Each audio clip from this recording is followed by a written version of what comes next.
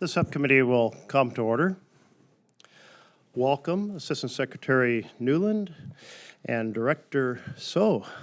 Terrific to have you. Welcome to this hearing on fiscal year 2024 President's Budget for Indian Country. And a special welcome to Jillian Curtis. Good to have you. From IHS, Indian Health Services, and Jason Freihage from the Department of Interior, who are accompanying today's witnesses. Thank you for being here to contribute your expertise. Today is unique because we are holding a single budget hearing covering nearly all of the tribal programs within the Interior Appropriations Bill. The budgets of the Indian Health Service and the Department of Interior's Indian Affairs programs totaled $10.9 billion in fiscal year 2023, a full 1/4 of the spending in the bill.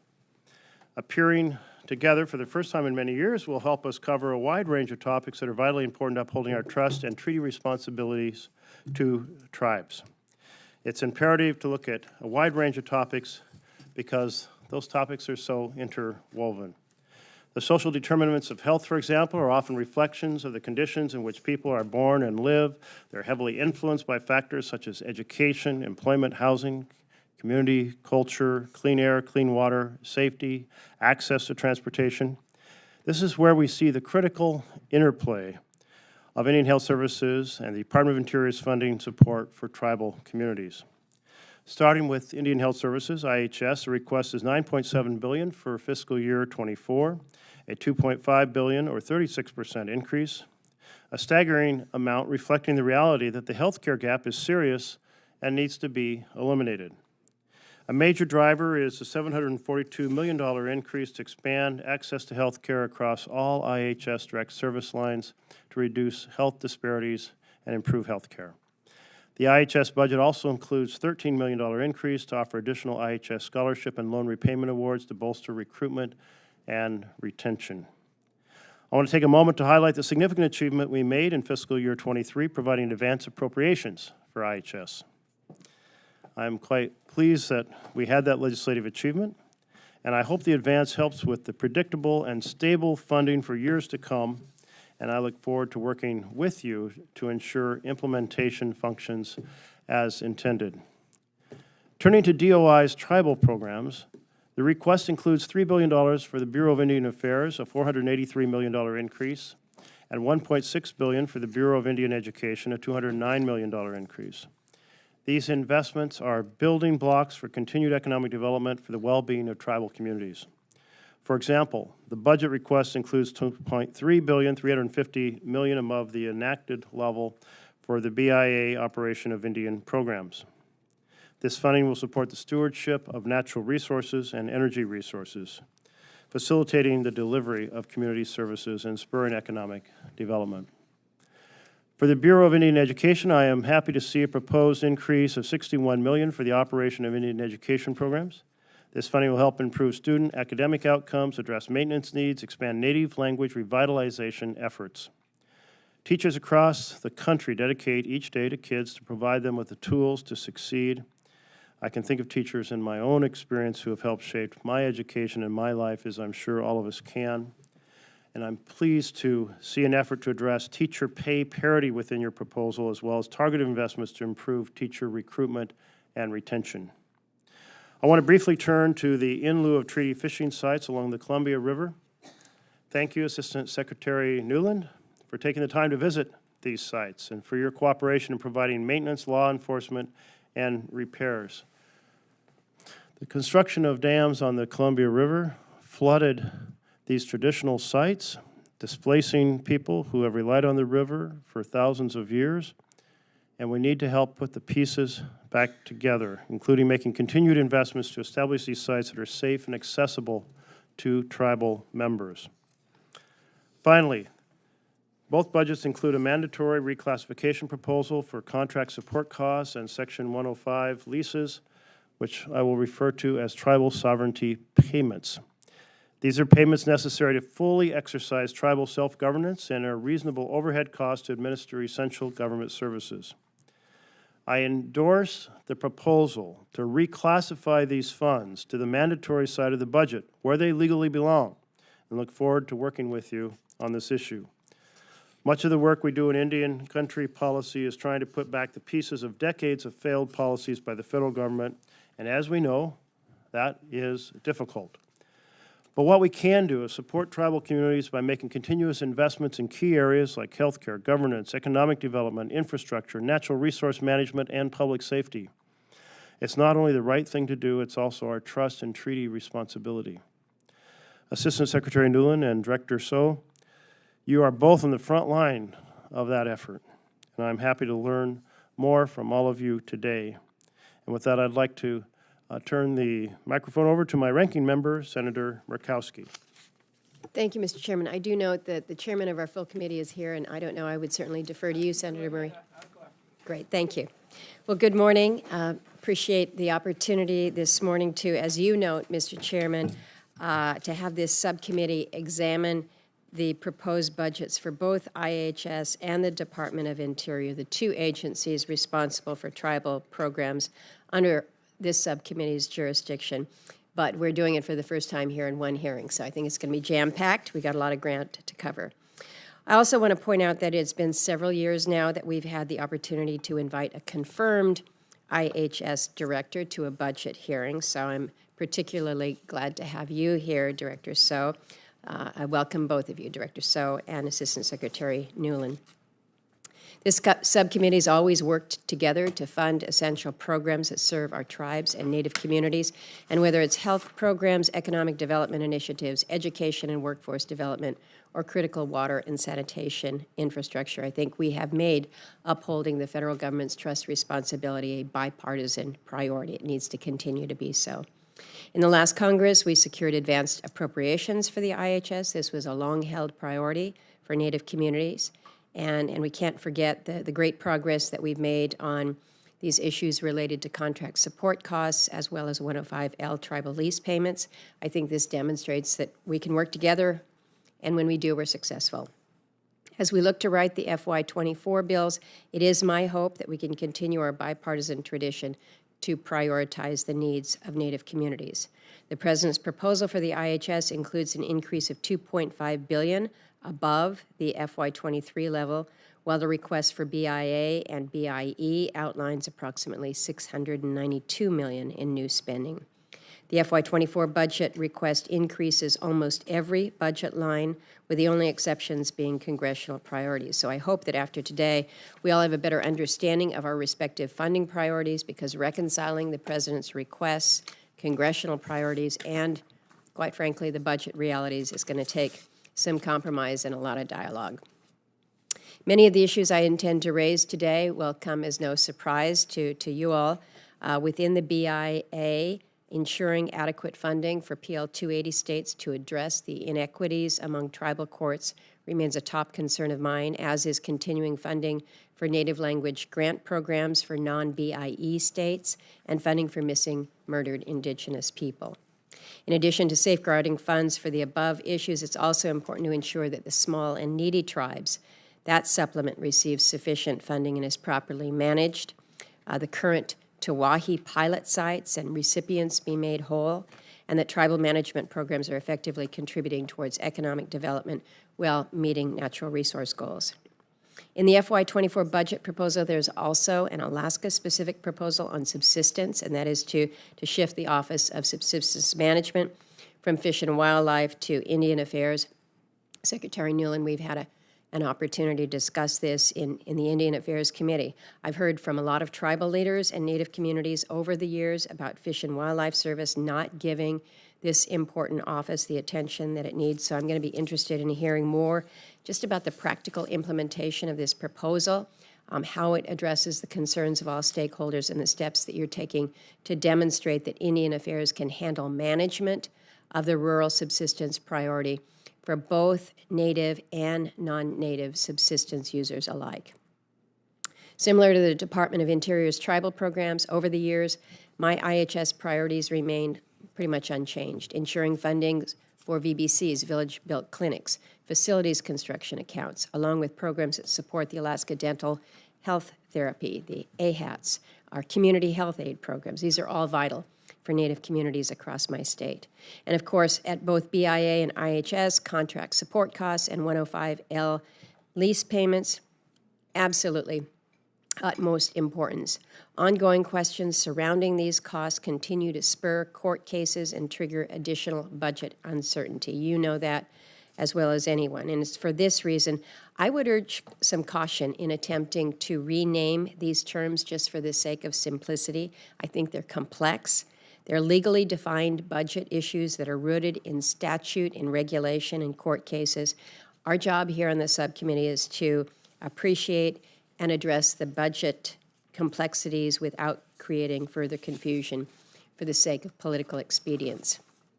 Another nuanced issue we need to discuss are the unobligated balances at IHS. And Director, we've talked about this. IHS has received more than $45 billion in regular discretionary and emergency funding over the preceding 5 years. They're carrying billions of dollars in unobligated balances. We have to have an open and a transparent conversation about these balances to ensure that IHS is providing the best services possible.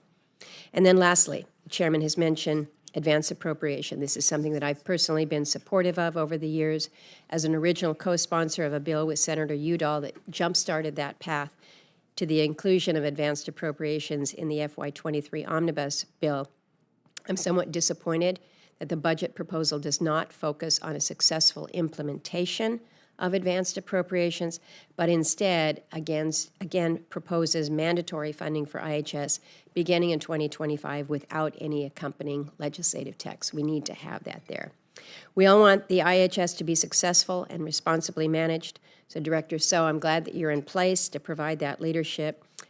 It's a tough job, and we've talked about that. I'm looking forward to your testimony, as well as that from you, Assistant Secretary Newland. And with that, Mr. Chairman, I thank you and look forward to the discussion this morning. Senator Murray, the Chair of Appropriations. Thank you very much, Chair Merkley and Ranking Member Murkowski.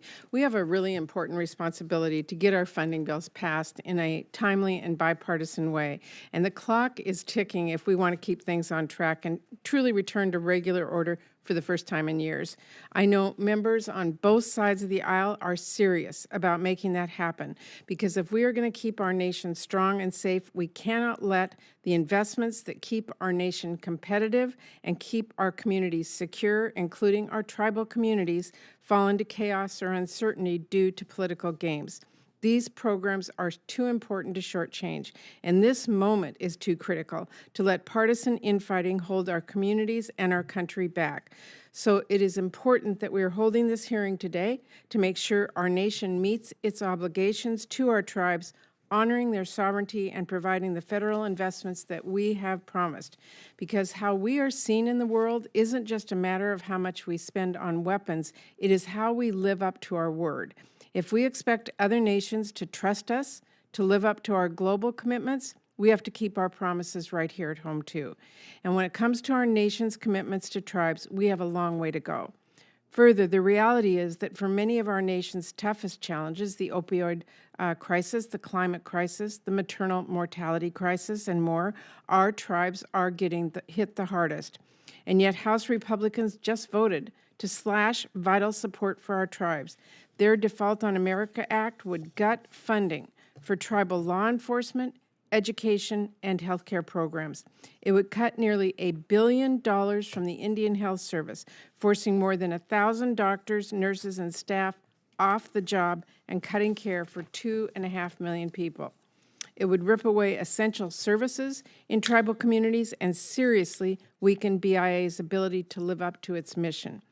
Now, I'm constantly meeting with tribal leaders in every part of my home state of Washington: Lummi, Muckleshoot, Puyallup, Yakima, Jamestown, Sklallam, Quinault. There's so many.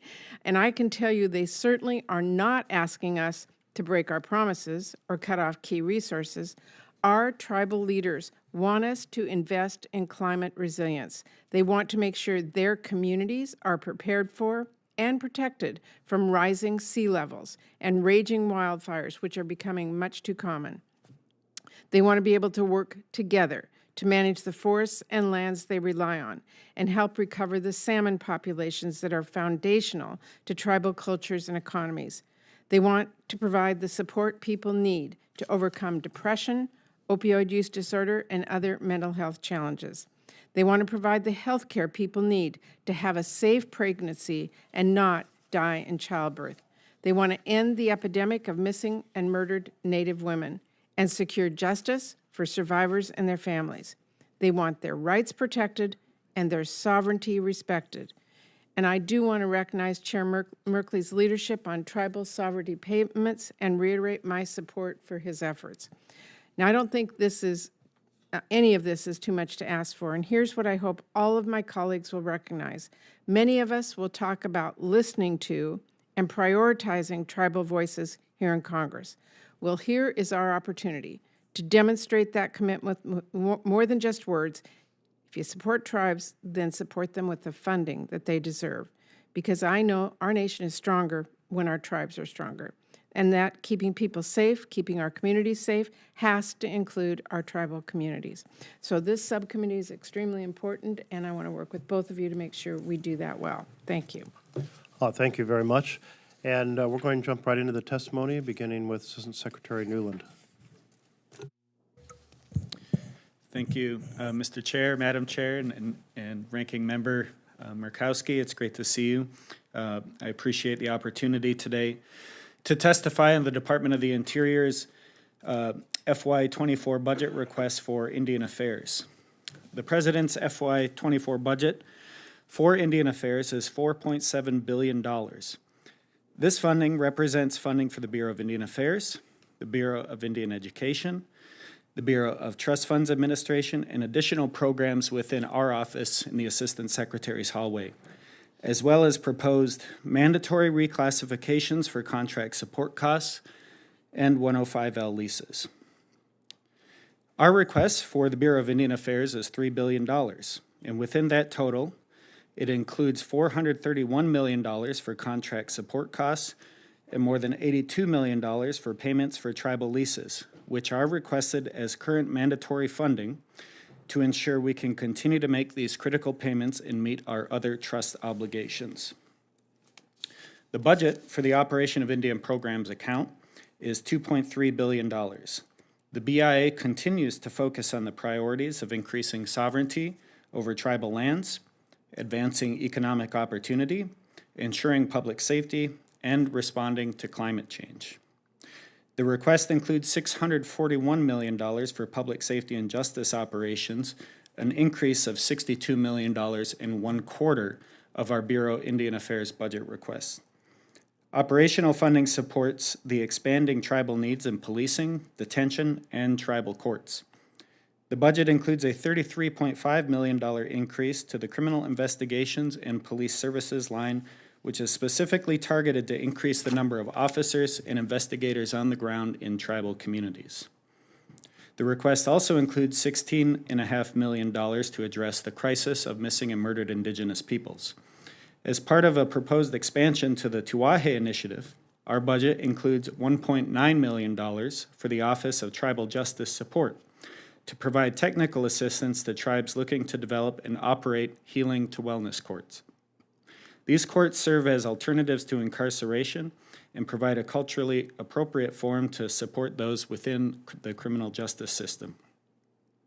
As part of our government-wide efforts to strengthen tribal communities, our budget proposal includes $205 million in the Human Services funding line, an increase of $38.4 million. This amount includes $79 million for social services, which will support expanded implementation of the Indian Child and Family Violence Prevention Act. And in addition, it includes an increase of $26.7 million to expand the Tuahe Initiative through several human services programs, including the Housing Improvement Program.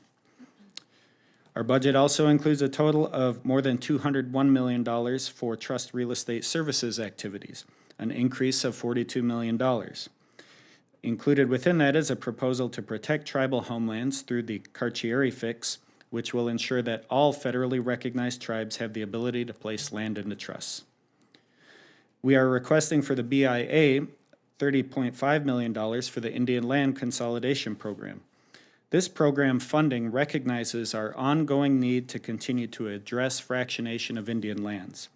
Without continued investment in Indian land consolidation, the rate of fractionation in Indian country will exceed pre-COBEL rates by the year 2038.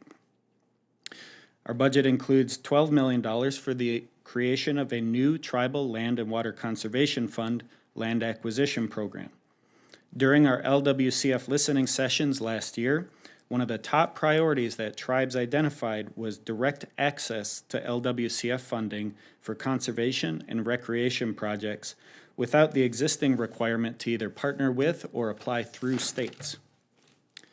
Our budget also funds the community and economic development activity at more than $77 million, which is a $46 million increase to advance economic opportunities in Indian country. This includes an additional $27.5 million investment in native language revitalization, which, as you noted, Ranking Member, is crucial to preserving tribal languages, promoting self-determination, and strengthening tribal communities. Our request for the Indian Loan Guaranteed Program is $15.5 million, which will guarantee or insure more than $202 million in loan principal, which will support economic development in tribal communities. And our budget proposes $2.8 billion in new mandatory funding over 10 years for tribal water rights settlement requirements, including $2.5 billion to cover the costs of enacted and future settlements, and $340 million for the ongoing costs associated with enacted settlements managed by the Bureau of Reclamation. With respect to infrastructure, BIA is responsible for more than 29,000 miles of paved, gravel, and earth surface roads across Indian country, as well as 1,000 bridges. Our budget includes $51.3 million for road maintenance, which is an increase of $12 million to support maintenance activities and snow and ice removal. The request includes nearly $200 million for BIA construction activities, a $46 million increase from FY23 enacted. That includes an increase of nearly $24 million for replacement and deferred maintenance projects to address needs at our public safety and justice facilities, in particular our detention facilities at BIA. We're also proposing funding to support our staffing needs to deliver on our trust obligations and make sure these services are implemented properly in tribal communities, including supporting the White House Council on Native American Affairs, providing adequate staffing for the 105L leasing program, and making sure that we are staffed up across the BIA and BIE to deliver our services.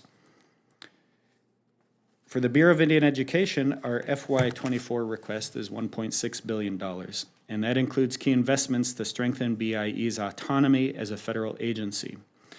Within that budget proposal, $1.2 billion is for the operation of Indian education programs. That includes $925 million for operating the entire BIE elementary and secondary school system, which supports 45,000 students across 23 states. With respect to BIE's facilities operations and maintenance, we are requesting $160 million, which includes investments to keep pace with operational cost increases and support timely maintenance and replacement of equipment at BIE schools. This proposal also includes nearly $34 million for education IT to support ongoing costs of distance learning and enhance classroom technology. Our FY24 budget request for BIE also includes $416 million, an increase of nearly $148 million for education construction to replace and repair school facilities and address deferred maintenance at needs across the BIE system. This is, we also propose a critical $136 million increase for replacement school construction and $24 million for replacement facility construction to ensure that all Native students can get their education in appropriate facilities. Housing is a key element for our education staffing needs, especially at schools in remote locations across tribal communities. We're asking for $139 million for housing and other facilities repair programs, including a $9.7 million increase for facilities improvement and repair, and a $2.5 million increase for new employee housing. Lastly, the FY24 budget request includes $109 million for the Bureau of Trust Funds Administration's budget. This request is actually $2.2 million below the FY23 enacted, which reflects a proposed transfer of funding for probate work within the Office of Hearings and Appeals from BTFA to the Bureau of Indian Affairs. I also want to encourage the committee and Congress to accept our proposed organizational structure for the Bureau of Trust Funds Administration. BTFA provides a unique federal trust function that is appropriately separate from the duties and responsibilities of the Bureau of Indian Affairs. Approving the structure will strengthen the organization's ability to focus on its core missions and on additional high visibility and complex projects. I'm very proud of the budget request that we've put forward for Indian Affairs. We believe it reflects the administration's commitment to meeting our trust and treaty obligations. And I appreciate the opportunity to testify today, Mr. Chairman and members of the committee, and I look forward to answering any questions you have. Thank you. Thank you very much, Secretary Newland. And then we'll now turn to Director So, Director of Indian Health Services. Welcome. Good morning. Thank you, Chairman Merkley and Ranking Member Murkowski and members of the committee. Thank you for the opportunity to testify on the President's fiscal year 2024 budget request for the Indian Health Service. Before I begin, though, I want to thank and acknowledge the members of this committee for the work that you have done to grow the IHS budget and prioritize health throughout Indian country.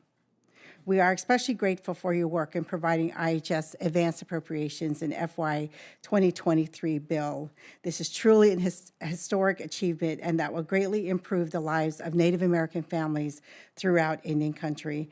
I also appreciate the opportunity to share with you the steps that I have taken as the IHS Director to improve transparency, accountability, and oversight at the Indian Health Service.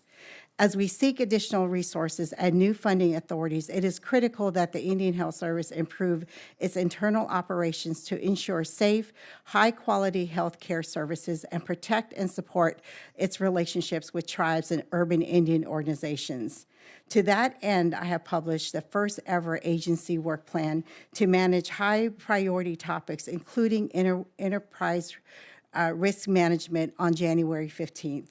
The agency work plan addresses a wide range of issues, including patient safety, human capital, operations, finance, compliance, and strategies.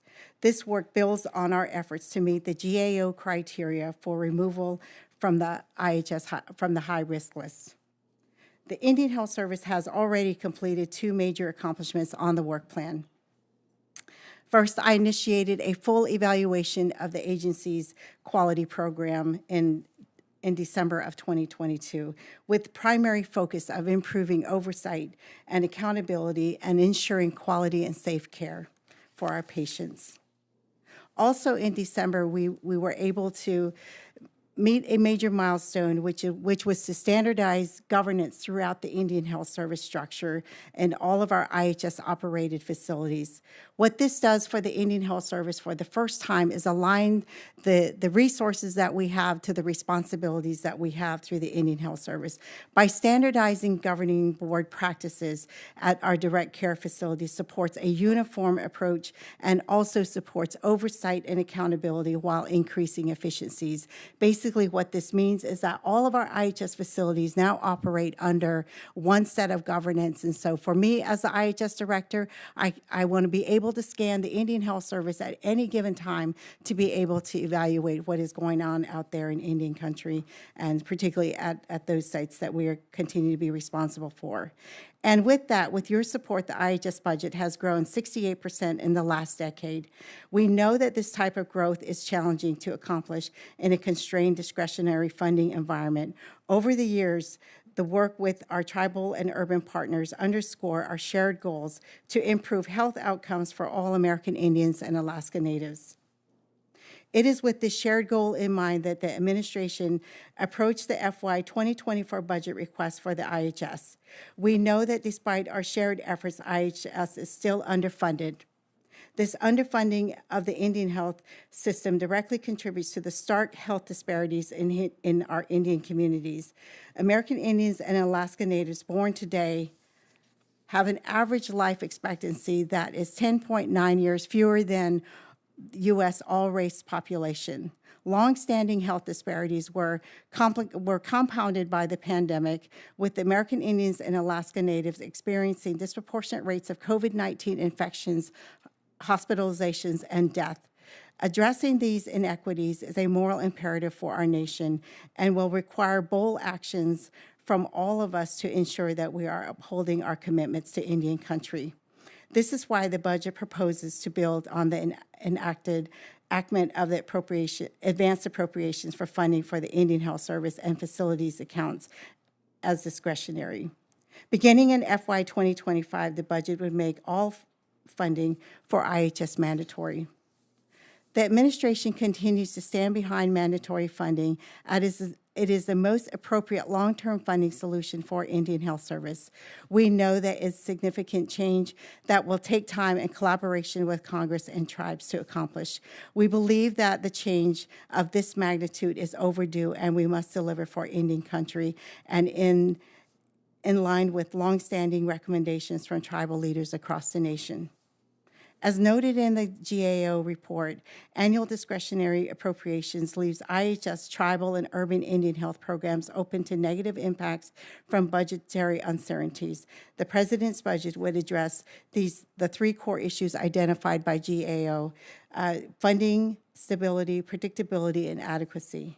As we work towards securing stable, predictable, and adequate funding to meet the needs of Indian country, we are committed to working closely with all of our stakeholders. Thank you for the opportunity to speak with you, and I'm happy to answer any questions. Thank you very much. And we'll submit your full testimony for the record if that's fine for both of you. Great, without objection. So the House Republican budget, as mentioned by Chair Murray, essentially freezes funding to the FY22 level, which seems entirely at odds with the bipartisan support for tribal programs. Director, so can you give us a sense of what would be the biggest impact on tribal health if that was to occur? Thank you for that question, Chairman.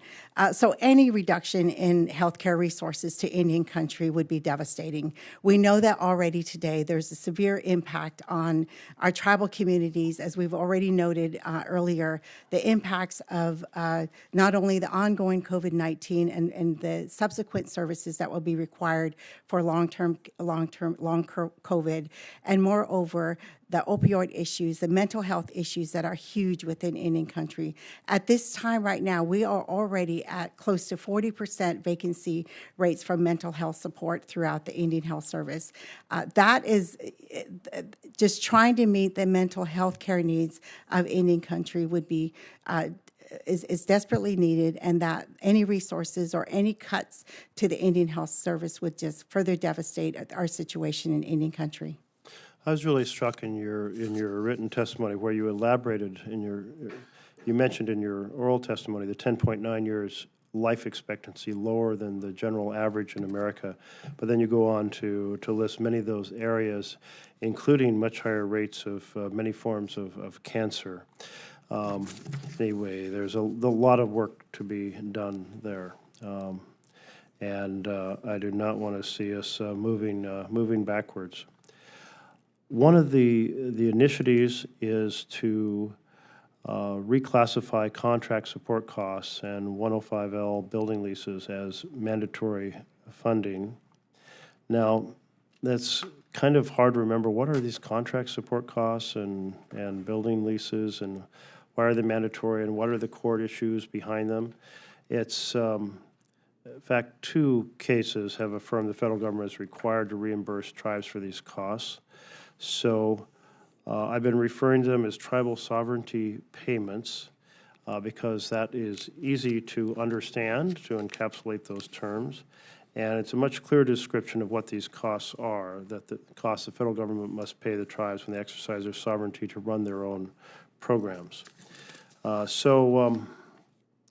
Can you tell us how important these payments are to tribes who choose the self-government options and the importance of making these tribal sovereignty payments mandatory? Yes, thank you for that. In 2016, when we first dealt with the Supreme Court decision to reimburse tribes, this was an area that I led for the Indian Health Service, and very important. We know that about 60 to 70% of the Indian Health Service has been contracted or compacted by tribes throughout the country. That being said, they absolutely rely on contract support costs to continue to operate and cover the administrative costs that were not transferred to them by the federal government, and for them to continue to comply with rules and regulations that we all do in the healthcare arena. So we know how important that is for every contractor to make sure that they have those resources as immediately as possible. It is complicated to get to the number that we can all agree on, but certainly every effort has been made to make sure that we do that. It is the same for 105L lease. These are lease authorities that are provided to the Indian Health Service that we can, again, reimburse tribes for their costs. When they construct and own their own facilities, there is a cost to running and operating those facilities, and that's the 105L lease reimbursement that Indian Health Service has. Thank you. I'm going to be pretty strict about us sticking to our time limits, and I now have 45 seconds left. So, Assistant Secretary Newland, can you describe how your budget supports the ongoing efforts to reform tribal jails in 37 seconds? Thank you, Mr. Chairman. We're requesting not only increased operation and maintenance costs for our BI detention centers, but also replacement construction dollars increase as well. As I think it's been well documented, our jails across the BIA system are in poor condition. And we've also come up with an ability to rank them, to prioritize which ones should be replaced, but we need the dollars to do that, to make sure the people in our care and custody get the treatment they're entitled to. Thank you. And I know there's been a fair amount of attention to the deaths and the conditions, and it needs attention. And feel free to follow up later. And let me turn this over to Senator Murkowski. Thank you, Mr. Chairman. I'd like to focus my first round of questions on contract support costs and the 105Ls. When you're trying to look at this through the appropriator's eyes and see the ever-escalating costs that we're dealing with, I think it is important that we try as best we can to get a handle on this. This is a question to both of you, perhaps, but do the contract support costs and the 105L lease payments have statutory, regulatory, and court citations which define and quantify exactly what these costs are? Does that exist out there? Assistant Secretary. Thank you, Ranking Member Murkowski. I can't give you a specific citation in this hearing, would be happy to follow up. We do know that those costs are mandated by law. And I can add that over the last, at Indian Affairs, over the last 5 fiscal years, we have gone from 0 105L leases to this year where we expect to hit nearly 300. Right. And we see continued growth in that. And so when we've got these mandated or these obligations by law to provide this level of funding and an exponential growth in the number of requests, we're going to see, without a mandatory reclassification, we're going to see these funds crowd out the rest of the program dollars. No, I understand, and I'm equally concerned. Know that. What I'm trying to drill down, though, is whether or not there is legally defined reference definitions. If you can provide the committee that information, I think it would be helpful. And, Mr. Chairman, I'm asking for this because we're acknowledging these are complicated things here, and I don't think that we can ignore the terms that are rooted in the statute, in the regulations, and what the court refers to. So as we're looking to reclassify these, I would simply urge the subcommittee here to utilize the terminology that's founded in the law and the regs. I understand the desire to try to identify something for simplicity, but this is something, I don't want to spend a lot of time on it, but I do want to try to get that certainty there definitionally. We recognize that in the the Manilek decision back in 2016, which established the 105L leasing mandates, that we've seen agencies take a widely differing approach on how to structure the payments. And so because of this, general provision has been included directing both IHS and Interior to begin this process to establish these guidelines regarding the parameters here. Can you give me a status update on what's being done at Interior, at IHS to accomplish this legal requirement? And are there any regulatory changes that we may see coming from this? How do you see this shaping up?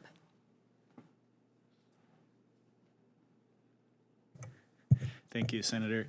Our teams at both Indian Affairs and Indian Health Service have had a lot of conversations with one another to make sure that we're synced up between our agencies on the 105L leasing program, and that there's consistency, more consistency between our agencies and how we meet these obligations.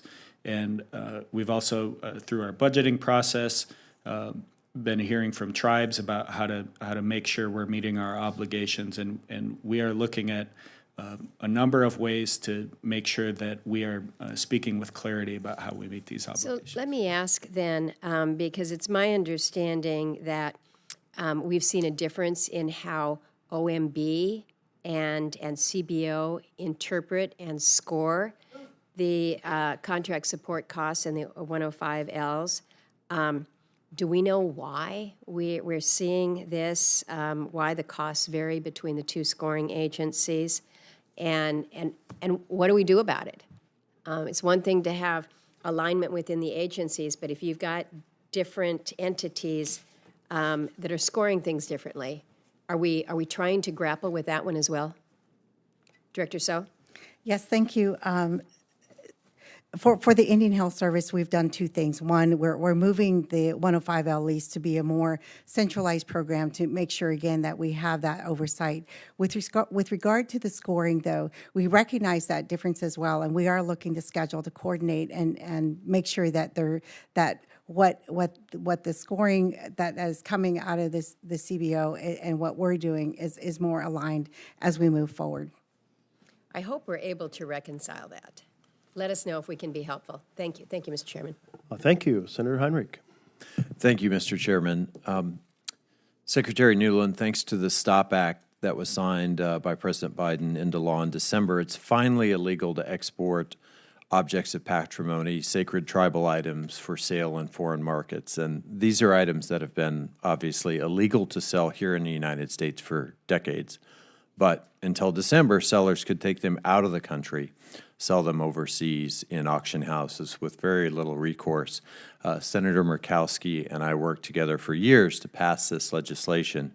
Now we need to make sure it's implemented well. So what are the plans to implement the STOP Act and ensure that these illegal exports are finally prevented in a systemic way? Thank you, Senator. We've begun the consultation process required by the Act, and we've been thinking through the budgetary impacts as well. Because of some of the parallels with the department's NAGPRA programs and in the similar type of work, we estimate that would probably be the same budget impact on the department's budget, around $3 million to get implemented. That estimate came after the budget was released, but that's our best estimate right now based on the work, and I believe we'll know more after tribal consultation, and we're going to continue to refine that. Thank you.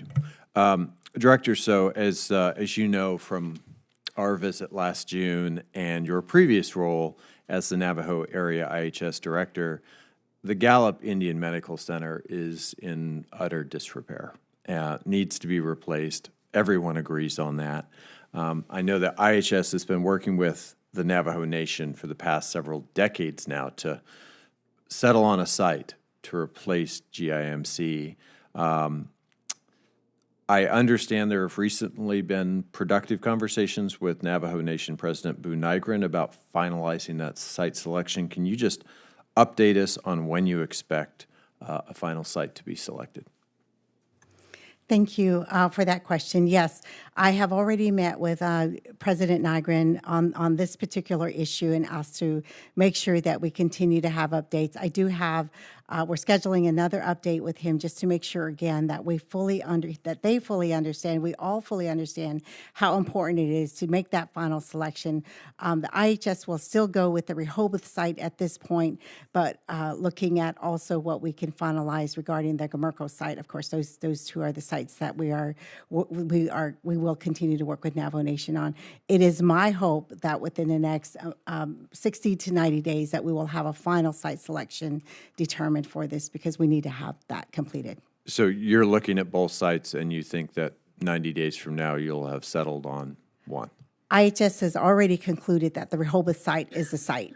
The conversation that we were having with then President Nez and now President Nygren is their preference and where that's at. And so I'm hoping that we can tighten that up here pretty quickly, and that will help us take the next step of the planning efforts for Gallup. And you need to settle on that site before any planning and design can start? It's certainly going to be more helpful because we know we might have some site or some limited space in Rehoboth, and Gomerco might give us a little bit more options if that's the way we go. Okay. One of the most important jobs I have is just helping constituents when they're having trouble with a federal agency. And my casework team has experienced just really extended delays when it comes to casework with IHS. There have been some cases that have taken nearly 15 months to resolve. What's the cause behind these kinds of delays, and what can we do to better resolve constituent cases? What can Congress do to make sure we're supporting you so that we can iterate on these constituent cases much more quickly? Thank you, Senator. I cannot, unfortunately, speak to the 15 months, but I can speak to what we have done in the last 6 months. And just as of this morning, I asked again, we have responded to all of the questions that are in front of us from any congressional or constituent questions. This is very important to me that IHS continue to do a better job in responding to any correspondence or any questions that come from Indian Health. And so in that, as part of building out efficiencies at the IHS, we can now quantify and qualify where all of our documents are at in the process. Okay, thank you. Thank you very much. Director, so the significant funds were allocated to improve water infrastructure at tribal communities across the country. And certainly the Confederated Tribes of the Warm Springs in Oregon is one of those sites where the water system has to be completely replaced. And I wanted to, I'm very appreciative that the funds have been allocated both through the EPA and IHS. But any updates on how that's proceeding forward? Yes, thank you. For all of the $3.5 billion that Indian Health Service received, we have posted earlier in April on our IHS website an interactive map that allows you to evaluate where every project is at in the Indian Health Service allocation of those $3.5 billion that we have. It is important, again, that we be accountable. It's important, again, that we be transparent and that tribal leaders and even homeowners, for that matter, can see where their project is in the pipeline. That is the same for the Warm Springs water infrastructure issue. I was out there earlier shortly after I was confirmed, and it was a very difficult situation to see. But we have now secured those resources, and I expect that, I believe, as early as today, that the next agreement will be signed and we will move to the next phase. Great. I'm glad to hear that because the great fear is that the gears don't turn fast enough, the construction costs increase, and then it turns out we don't have the money for it, enough to complete the vision, and other things slow it down.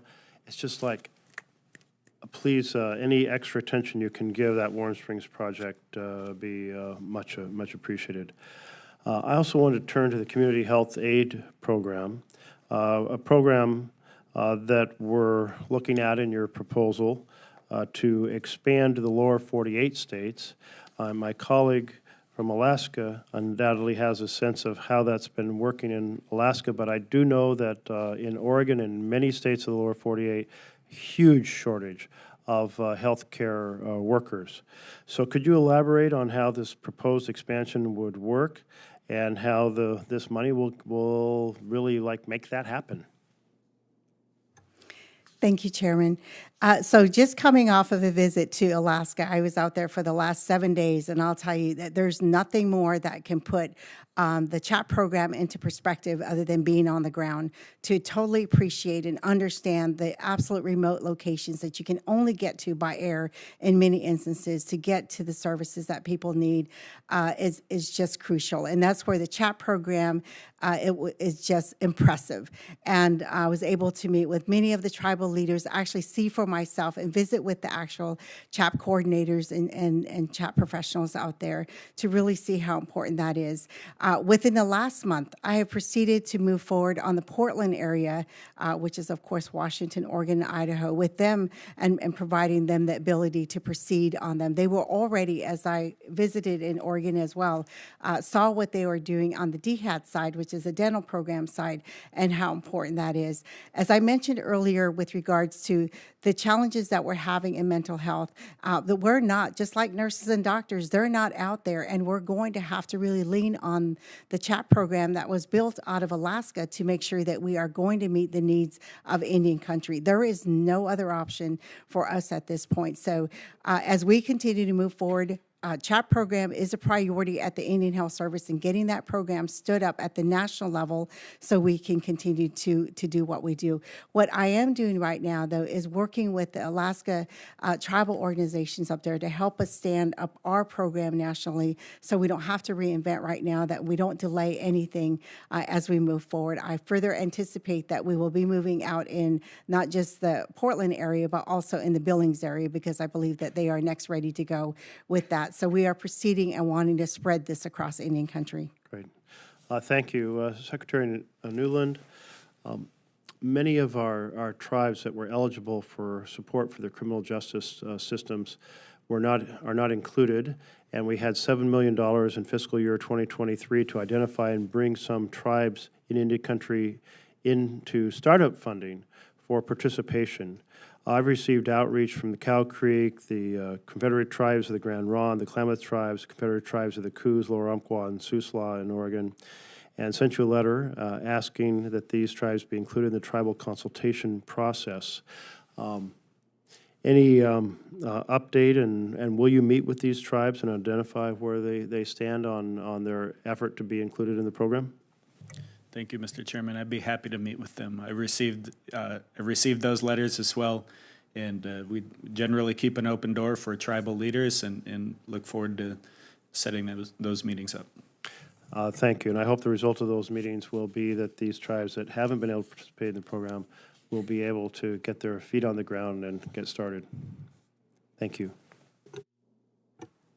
Mr. Chairman, it's good to hear the director speak so highly of the CHAPS program and the benefit that it can provide, not only within the state, but what we've developed and shared.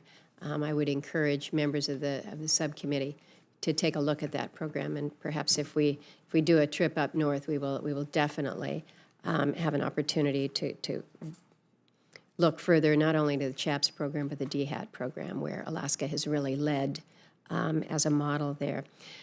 Director, so I want to go back again to contract support costs, and this is something that we discussed last year in the subcommittee with the acting director at the time, Director Fowler, and we were told then that IHS would maintain current methods for calculating contract support costs.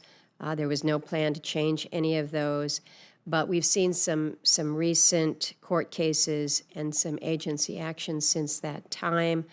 And I just want to know whether or not that statement still holds true, or whether IHS has changed any of the calculations on what is considered eligible. As you know, the Fort Defiance case and the Cook Inlet Tribal Council scared a lot of folks out there in terms of being able to rely. So can you tell me, are we still in a good place as was stated before the committee last year? Yes, thank you. So with respect to contract support costs, what we have done is, again, it is really truly a negotiation between the tribe and the Indian Health Service, and we have moved that whole program, again, out of where it was at in IHS and moved it on and actually into Jillian's program here.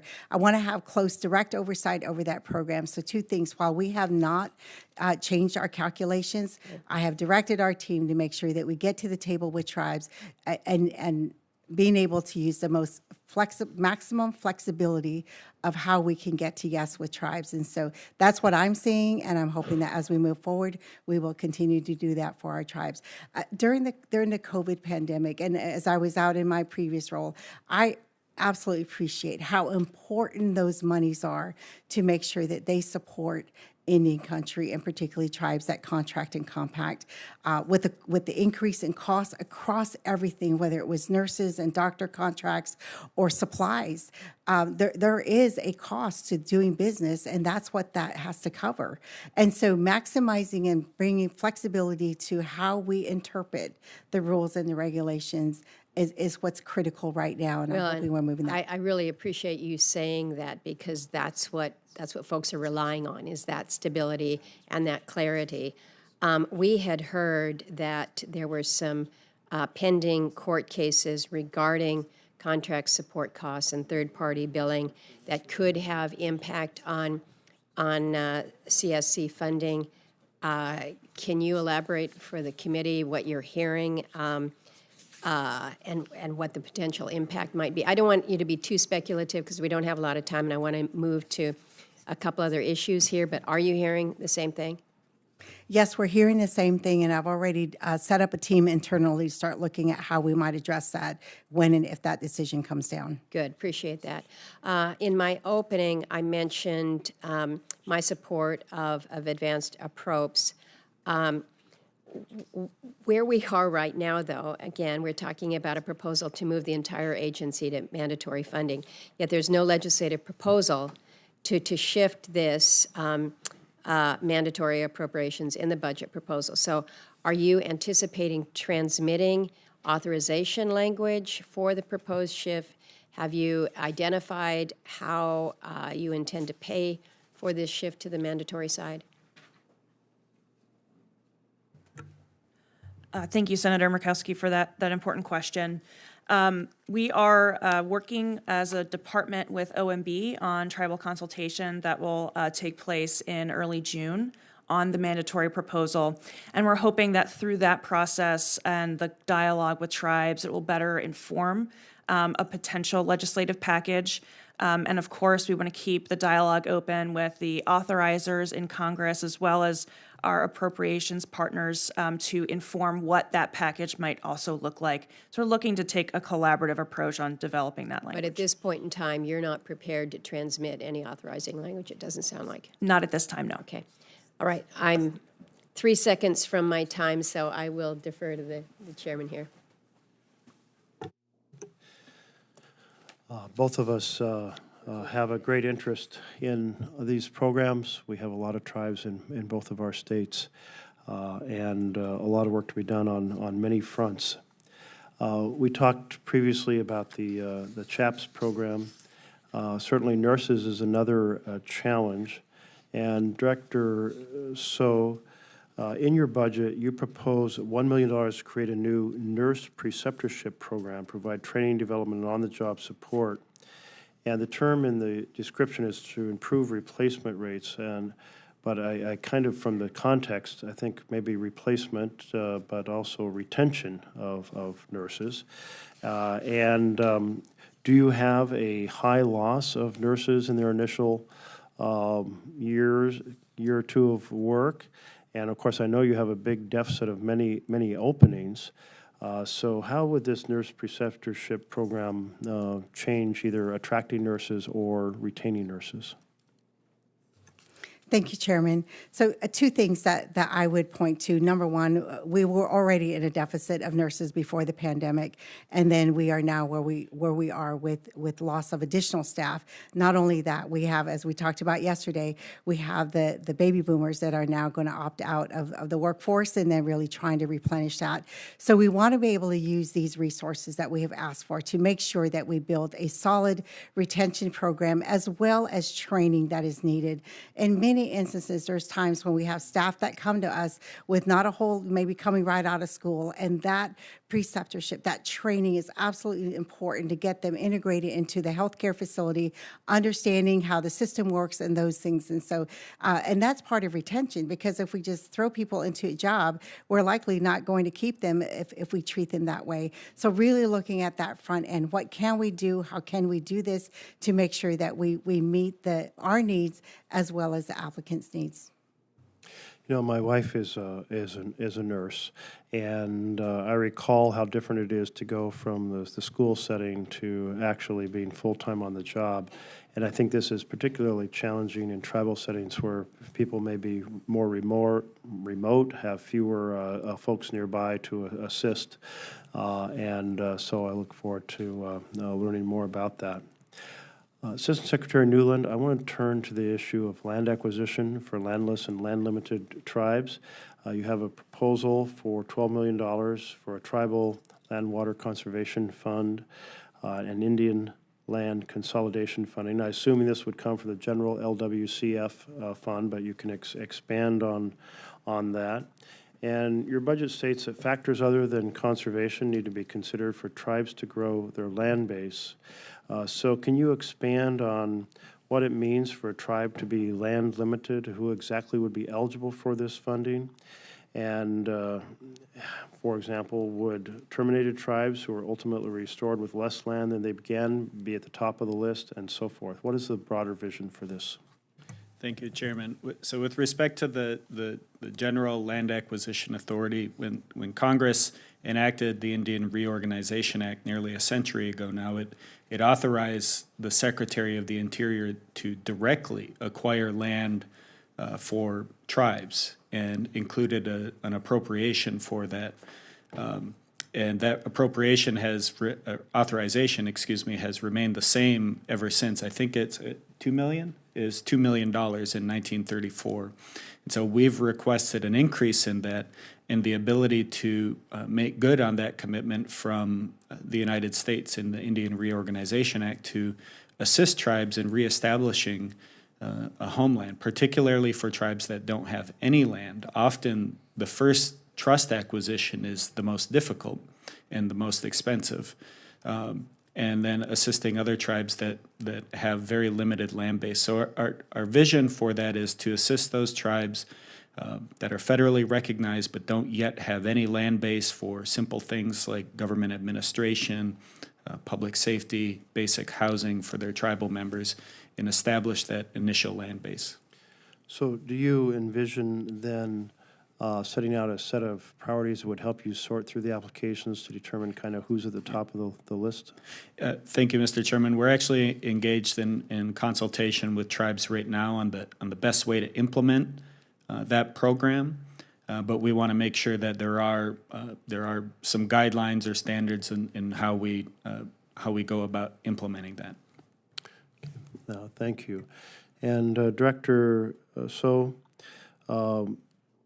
you propose to expand loan repayment programs to help retain personnel. And last year, the IHS Acting Director Fowler testified that loan repayment was the most effective tool IHS has in recruiting. Do you have any stats now that kind of show how much impact that the loan repayment program has had and really help us understand if indeed this is the most effective instrument?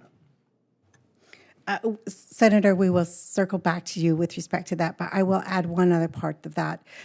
We have also advocated that or shared that while we do have this loan program, there's a tax to this loan program. And so therefore, potential applicants that come to Indian Health Service that could benefit from this are also taxed on these dollars that they have. This is unlike what HRSA provides, the same kind of loan program, but their resources are not taxed, so we're looking for some equity there. Thank you. Amen to that, and I have a bill to change that. So thank you for drawing attention and spotlighting that issue. Senator Murkowski. Thank you. I'm going to turn to you, Assistant Secretary. I've been talking to the director here most of the morning. As you well know, we have a public safety issue in the state of Alaska. Some have described it as a crisis. Certainly, former Attorney General Barr recognized a state of public emergency with our public safety. We have more than 100 tribes that have no law enforcement presence whatsoever, and because of their remoteness, oftentimes you can have a situation where it takes more than just hours but days for law enforcement to be able to get to the village to address sometimes very violent felonies.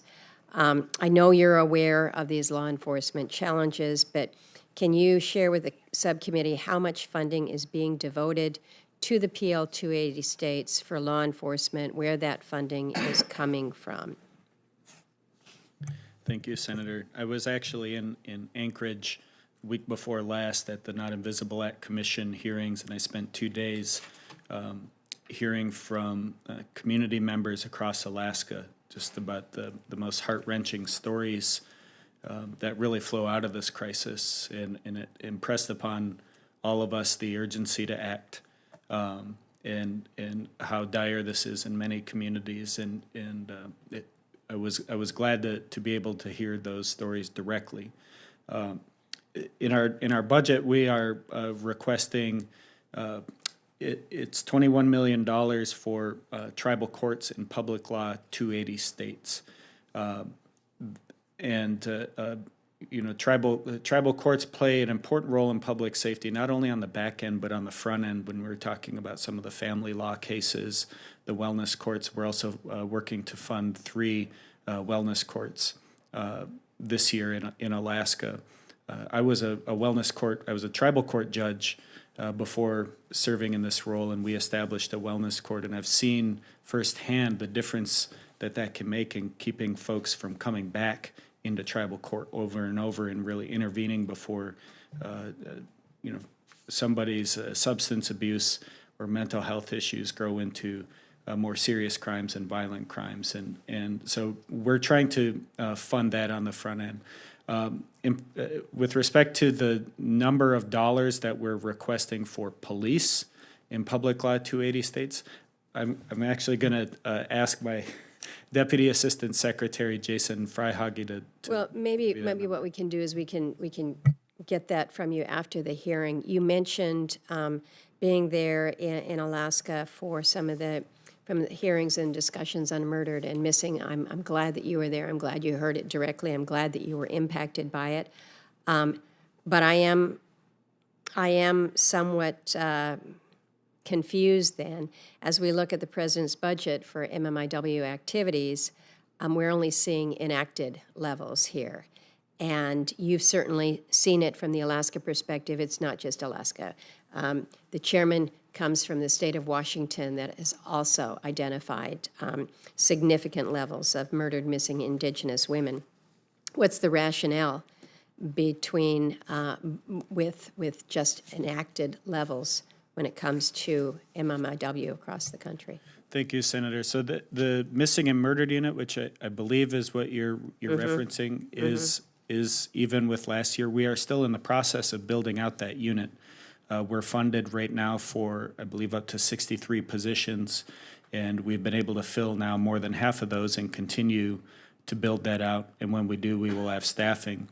But overall, across the BIA law enforcement funding, not just on the policing side, we are asking for an increase in funding. And then outside of the budget on the management side, we're doing more to coordinate with other agencies through the missing and murdered unit.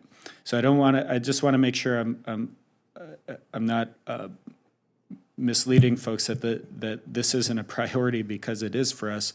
We want to make sure we build out the unit that we've established under the Secretary's leadership, staff it up, That unit then coordinates amongst our BIA law enforcement, tribal law enforcement, as well as state and local agencies and other federal agencies like the FBI.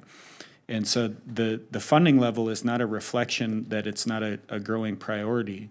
We believe we've got the funding at $16.5 million to staff up that unit, and it's already been productive. It's investigated just in the last 2 years more than 700 cases, resolved, I believe, more than 200 missing persons cases, and solved 8 murders. And so we believe that missing and murdered unit is effective. The funding reflects that, and we're going to continue on the management side to build it out. Well, we've got a hearing this afternoon before the CJS subcommittee, so we'll have the FBI, DEA in front of us. So this will be a follow-on question to them as well in terms of what more we need to be doing to address these issues. I know that the senator from Montana feels strongly about it as well. There are many of us, so thank you for that. Thank you. And now we'll turn to Senator Peters from Michigan. Thank you, Mr. Chair. I was pleased that President Biden's budget request would provide funds for existing Indian land and water claim settlements, including via the Indian Water Rights Settlement Completion Fund. The Biden-Harris administration has certainly maintained a solid commitment to reaching settlements to resolve tribal land and water claims and to ensure that tribes as well as individual Indians have rightful ownership of land and rights to water to meet domestic, economic, cultural, and ecological needs. So my question is for you, Secretary Newland. As you know, I've introduced a bill, the Keweenaw Bay Indian Community Land Claim Settlement Act, and this bipartisan, bicameral, and long overdue legislation will address the long-standing land claims of the Keweenaw Bay Indian community, while also clearing the title of current landholders in the community. So, Assistant Secretary Newland, what land claim settlements does your FY24 budget propose to fund? And beyond what's this year budget funds, does the department have a backlog of outstanding land claim settlements owed to tribes? Thank you, Senator. Right now, our budget is proposing to fund one settlement administrative costs under the White Earth land claims settlement. I'm not aware of a backlog of land claims that are due department funding. I'd be happy to follow up, but that's my understanding of our budget. So just the White Earth land claim settlement is included in our budget requests. Well, good. It sounds like the Bureau may be very well positioned to carry out my bill once it's passed, and I certainly look forward to working with you in the coming weeks to enact this legislation and to do what is right there. Another question for you, sir, is I'm proud that Michigan is the home to over 50,000 Native people and 12 federally recognized tribal nations. In our state and across the country, Native communities and tribes have preserved vibrant and diverse cultures, safeguarding land, language, spirit, knowledge, and tradition across many generations. Unfortunately, tribal communities have not been immune to the opioid epidemic impacting individuals, families, and communities nationwide. And in many cases, tribal communities have been hit particularly hard by this crisis. The tribes of Michigan are working hard to address the opioid and substance abuse crisis. However, I have heard from tribal leaders in my home state of Michigan that they need more resources and specifically more flexibility and funding for treatment facilities. So my question for you is how specifically does your FY24 budget help communities in Indian country battle the opioid crisis? Thank you, Senator. I would imagine it's fair to say there are a few people in this room who haven't been touched personally by that, the opioid epidemic and addiction. And I'm very well aware of how serious this is in all tribal communities, particularly my own back in Michigan. Our budget request includes $15 million for drug enforcement activities within the BI's law enforcement system. It also includes an additional $3 million a little more than $3 million for the establishment of tribal wellness courts, which again, I just mentioned, I've seen firsthand how valuable those are in coordinating wraparound services at the tribal level. And it also includes a significant increase in our budget request for the Tiwahe Initiative, which started out as a pilot project across Indian country. And under that initiative, tribes are able to use culturally based rather than simply evidence-based models to address things like family crises, drug addiction, mental health issues, and design those programs the way that are the most effective to solve their unique issues on the ground. And this budget request would allow us to expand that initiative to 10 new sites across Indian country. And so we believe that on the whole, when you combine the law enforcement funding, the social services funding with the Tiwahe Initiative and the tribal courts funding, that what we're aiming to do is try to address things like this epidemic and substance abuse generally at all levels. Assistant Secretary Nuland, thank you for your continued leadership on this issue and so many. Thank you, Mr. Chair. I anticipate that Senator Tester will be joining us in just a moment, but I'll seize the opportunity to fill in the space. The Secretary of Interior has really emphasized an initiative to develop full history of our boarding schools. Been very struck this past year about work that is being done by the Congressional Executive Commission on China on the very abusive practices that are being used at boarding schools in Tibet, where the Chinese government is trying to separate children from their natural cultural history and take them away from their families. We have our own very problematic history regarding boarding schools. How is that work on this set of histories or histories of various schools and various efforts coming along? Thank you, Mr. Chairman. This is some of the most emotionally challenging but yet rewarding work that I've engaged on in my life under the Secretary's leadership. A year ago, I think a year ago tomorrow, actually, we published the first report, comprehensive federal report on the federal government's operation of Indian boarding schools, and outlined the history of the policies that underlie that and identified the names and locations of more than 400 schools. We've also, Secretary Holland and I have gone to a number of tribal communities over the last year and heard from dozens and dozens of boarding school survivors, often in large venues where hundreds of people are present, and hearing their personal stories of attending these schools or their families attending these schools, and continued our research. We anticipate publishing a second volume of our boarding school initiative report that will outline, I think with more specificity, how many burial sites exist across these boarding school systems, where they're located generally, trying to identify the total amount of funding and support that the federal government provided to the system over its century and a half of use, and trying to fill in the picture of what the boarding school system was and what its impact was, and also making sure that we're relaying the personal stories of the people who attended as well as their families, in trying to better articulate the legacy impacts that extend beyond generations across Indian country. And so that work is continuing, and we're trying to make sure that we're painting the full picture. I think it's an incredibly important investigation and report. We need to shine a light on the past in order to understand issues that may help us direct into the future. And thank you for your work on that, and thank you to the Secretary's initiative. Senator Murkowski. Thank you, Mr. Chairman. Assistant Secretary, we've had a conversation in other committees as well, but the budget proposal to shift the Office of Subsistence Management, OSM, from Fish and Wildlife to BIA. I've asked for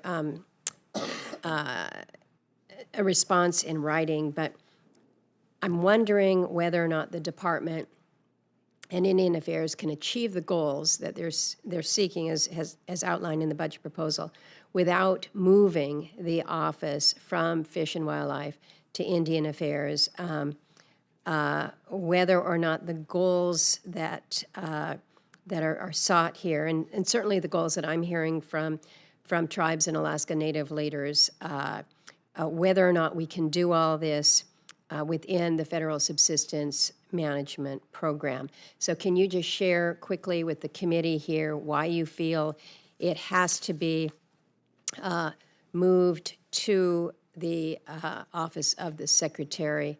Why not the solicitor's office? Why not try to make it work within the existing structure? Thank you, Senator.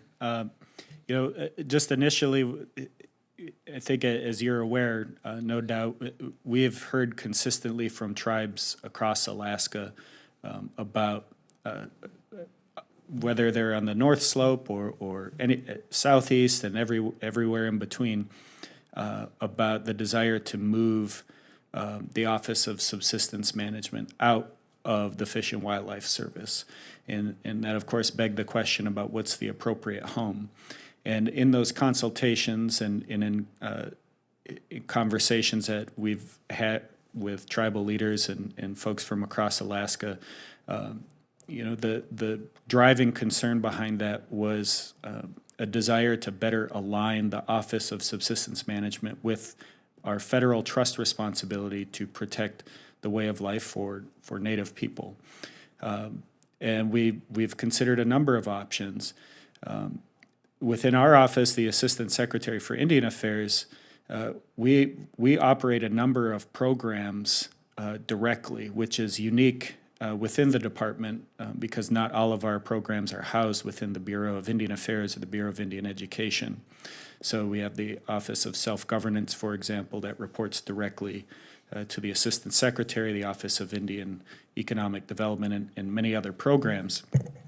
And so we felt that operationally it made sense to house, if we were going to move the Office of Subsistence Management, operationally it made sense to house it within the Office of the Assistant Secretary for Indian Affairs because of our experience running programs directly.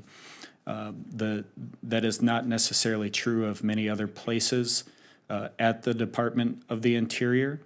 And so we, of course, are well experienced at making sure that our programs are in sync with the federal government's trust responsibility. How do you respond, though, to just the reality that ANILCA creates a rural priority for subsistence based on where one lives?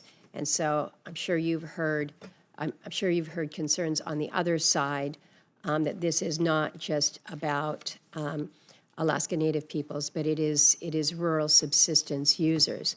So a follow-on question is whether or not the department has consulted with the 10 RACs, the Regional Advisory Councils, on the proposed move, and on top of tribal consultations, whether or not you have engaged other subsistence users, both native and non-native, regarding the proposal. What's the extent of outreach at this point?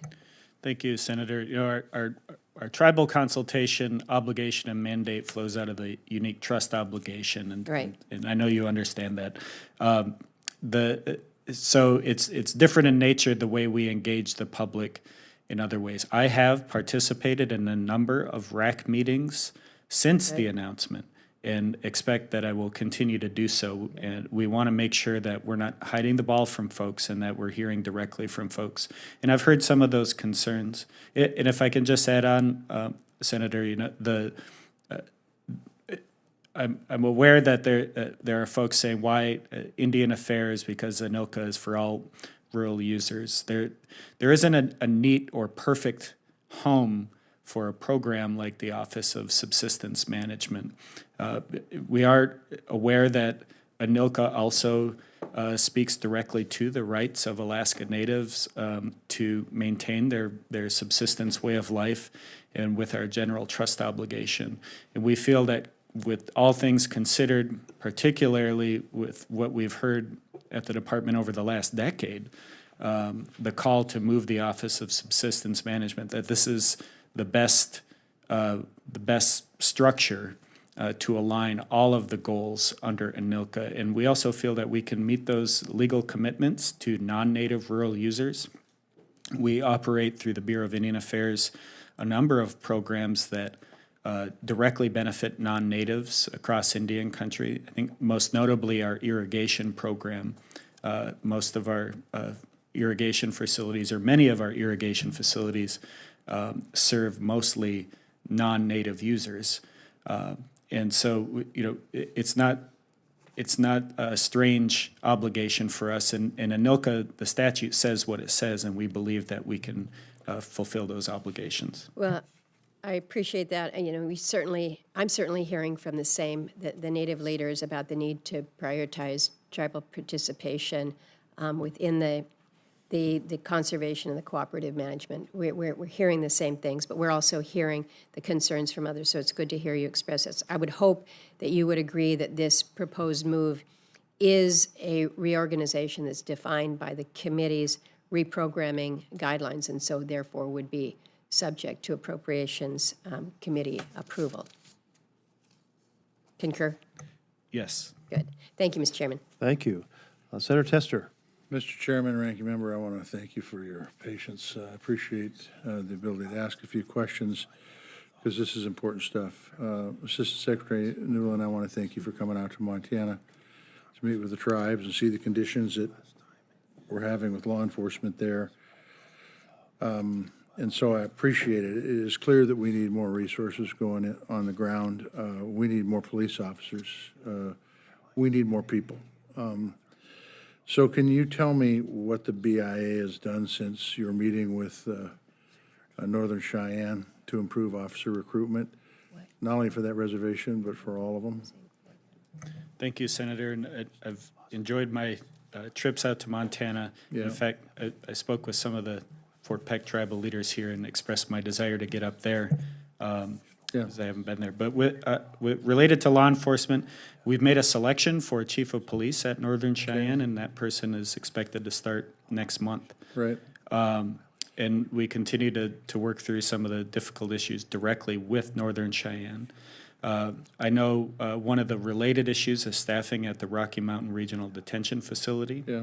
We've got offers out to 10 people to come on board with us there, which would increase our staffing there by 50%. Okay.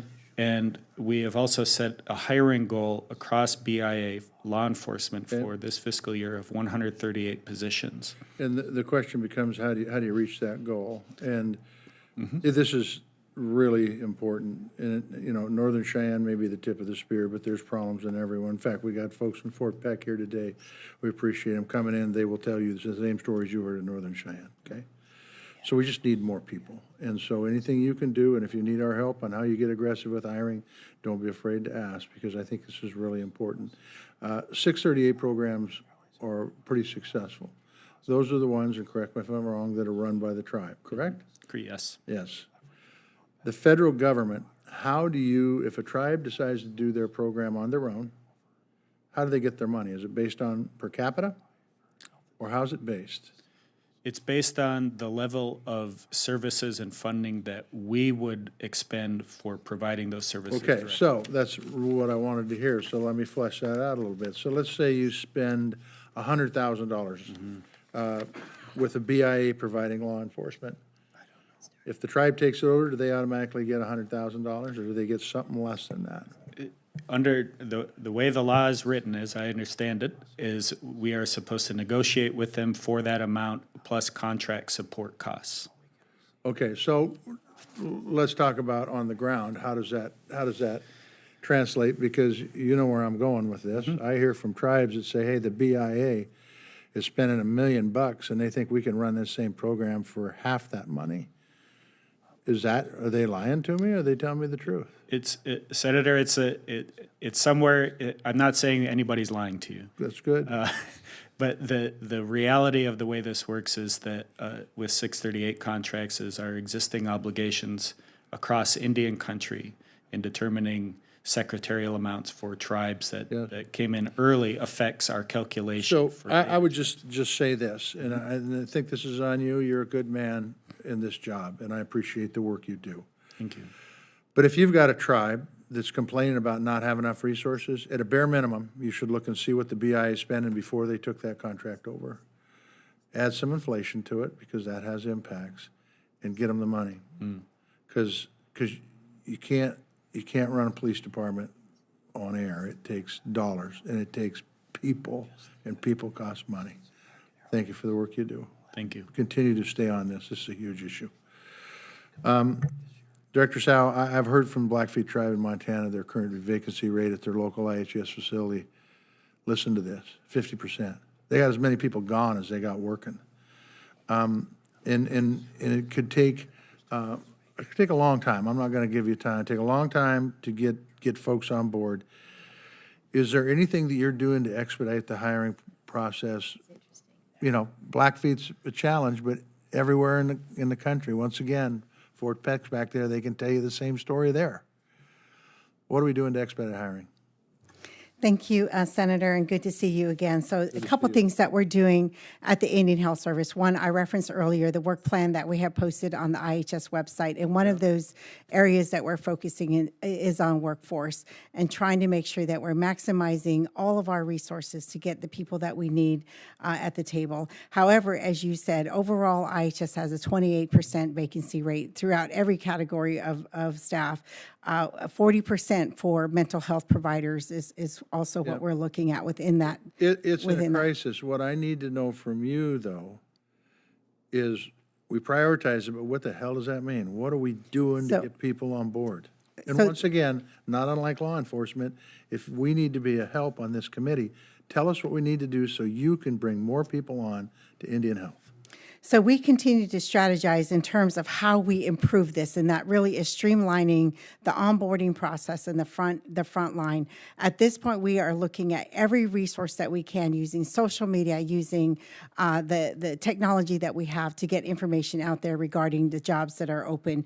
We're also looking at housing subsidies to make sure, particularly in the Billings area, we have the housing subsidies that we need to try to attract people and be more comparable with the rates out there. We're also utilizing, for example, the $3.5 billion infrastructure bill monies. We are looking for 500 engineers. Okay. So what we have done is centralize that hiring so we don't have 12 different regions Good. trying to hire. So if the holdup is you, we can help. If the holdup is some other agency, let us know. We've been down this road before. I don't need to give you the statistics on lifespan of Native Americans. It has more to do than just healthcare, but healthcare is pretty fundamental to that, okay? So this is important. Last thing, and then I just got to go. I got to let you guys go. Assistant Secretary Newland, there is a Fort Belknap water settlement, the last one in Montana, that we dropped in. Hopefully it's dropped in by today. It'll be dropped in this week if it isn't. I need you to really pay some attention to that so we can get this thing done. Like I said, it's the last one in Montana. And I just, we worked on the bipartisan infrastructure bill to get some resources to get these projects done. We can get it done, but it's going to require you to be a tough negotiator on your side, but a fair negotiator, okay? Thank you. Thank you, Senator Tester. Senator Murkowski. Thank you, Mr. Chairman. Just one last, and I'll give you the readout on the things that I'd like you to take home for homework. But I mentioned the unobligated balance. And Director, you and I have had a chance to talk about this. I thank you for working to have the service meet the statutory requirement to provide the committee with these quarterly updates. I appreciate that. But our situation here is at the end of 22, the unobligated balance for IHS was $6 billion. $2 billion supplemental funds with $4 billion in balances from discretionary. Most of the recent report from March of this year shows $9.1 billion in unobligated balance. And this amount seems to include both discretionary and supplemental funds from the last few years. So what I'm hoping to get from you Director So is to confirm the total IHS unobligated balances, what amount is from previous supplementals, what amount is from discretionary, and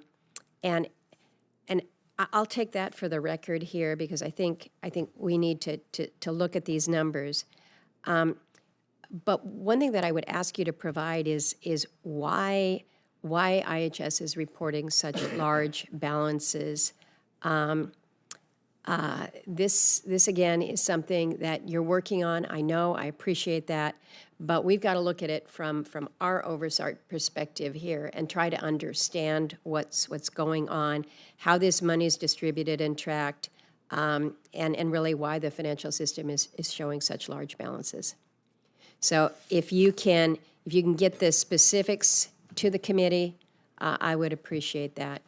I have a number of questions that I'm going to be submitting as questions for the record.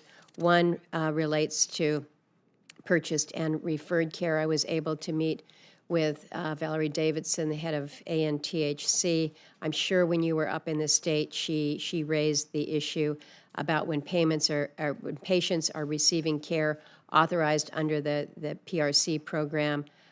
You've got these authorizations for travel. This is a real problem. I'd like you to address that. I also have several questions related to facilities constructions for annual sanitation funding, certified operators, housing, what types of housing IHS is able to provide for, whether it's patient housing. Do you need greater authorization, more money? I'm going to have one on electronic health records, ARPA funding for BIE schools, and whether or not Alaska is eligible for anything there. And Assistant Secretary, the director doesn't get all the homework. You mentioned in your opening comments the Tuahi initiative, and we're in year 8 of a 5-year pilot. I'd like some additional information on the Tuahi and where we are. Also on small and needy tribes.